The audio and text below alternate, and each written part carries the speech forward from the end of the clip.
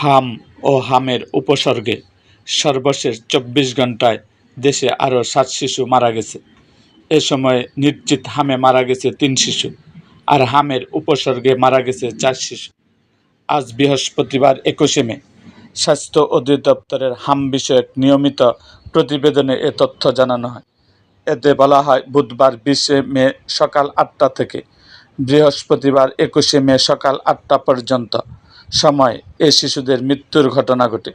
প্রতিবেদন অনুযায়ী এ সময় সারা দেশে আরও ১,৪২৩ শিশুর শরীরে হামের উপসর্গ দেখা দেওয়ার তথ্য পাওয়া গেছে।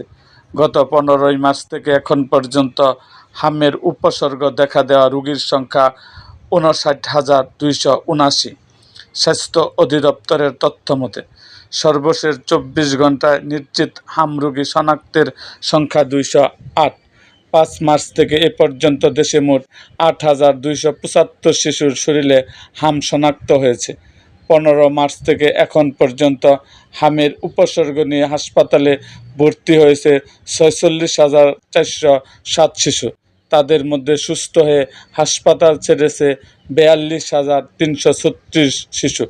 ১৫ই মার্চ থেকে এখন পর্যন্ত হামের উপসর্গে মারা গেছে ৪০৫ জন, আর নিশ্চিত হামে মারা গেছে ৮৩ জন, মোট ৪৮৮ জন।